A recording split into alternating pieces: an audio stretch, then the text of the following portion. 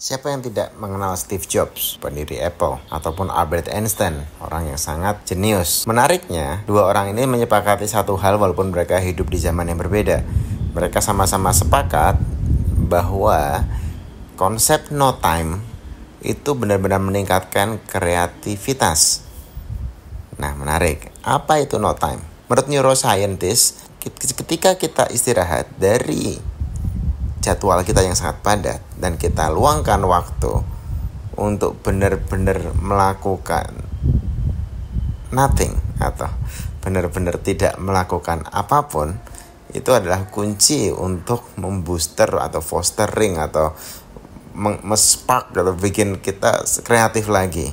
Memang kita sudah sering kali mendengar untuk sukses kita harus punya habitnya orang sukses, kebiasaannya orang sukses. Dan itu harus yang produktif dan sehat ya. Tapi kadang habit yang seperti itu bisa juga bikin kita hectic atau bisa membunuh kreativitas kita. Inc Magazine bilang bahwa orang-orang sukses juga selalu naruh waktu yang besar di dalam waktu hidupnya atau waktu schedule-nya itu dengan konsep no time. Stephen Kotler, penulis buku The Art of the Impossible, dia juga adalah salah satu pembicara di TED Talk.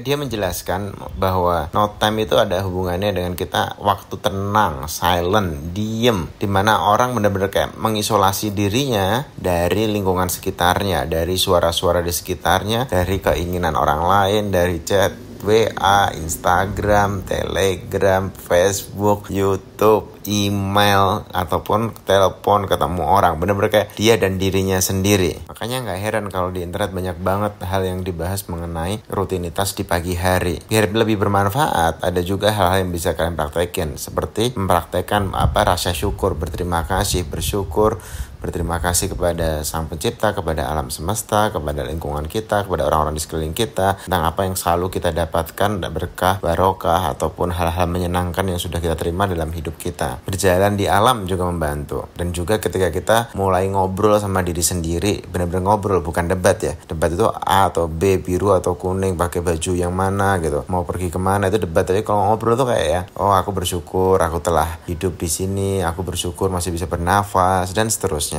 Itu semua di backup pakai science dan riset. Kalau misalnya kalian bilang tidak ada waktu untuk no time, memang gak akan ada waktu. Apalagi kalau dibandingin sama jadwal-jadwal yang sudah ada. Ini benar-benar harus kita luangkan waktu untuk melakukan ini. Mayoritas orang senang melakukan ini ketika bangun pagi, misalnya jam 4 pagi sampai jam 7.30 atau jam 8 atau jadi kayak benar-benar waktu dimana semua orang masih belum bangun, masih belum ada yang ngontak-ngontak kita. Itu benar-benar waktu kita sama diri kita sendiri. Kita benar-benar melakukan itu dan menikmati itu, hasilnya bisa luar biasa sekali. Kadang ketika kita bicara mengenai pekerjaan, biasanya hubungannya sama deadline, tenggang waktu. Benar-benar semua harus sekarang, semua harus hari ini, semua harus beres cepat, semua harus beres benar-benar cepat dan seterusnya. Tapi ketika kita mulai pakai no time, kita mulai berpikir mana sih yang penting dalam hidup kita, mana sih yang harus saya lakukan, mana yang saya harus delegasikan, mana yang saya nggak harus lakukan atau harus saya eliminasi, dan seterusnya. Ini juga yang dilakukan oleh Steve Jobs dan Albert Einstein. Mereka sama-sama sepakat bahwa ketika kita bisa ambil waktu untuk diri kita sendiri, itu kita akan bisa jauh lebih kreatif. Kita bisa memulainya dengan hal sederhana, seperti coba ambil 2 jam di pagi hari adalah waktu Anda untuk diri Anda sendiri. Cari cara agar yang biasanya Anda lakukan itu bisa dikerjakan orang lain atau tidak perlu Anda lakukan, sehingga Anda bisa benar-benar fokus ke diri sendiri tanpa membuka handphone, tanpa berinteraksi dengan orang, hanya Anda dan diri Anda sendiri menikmati kehidupan Anda. Terima kasih.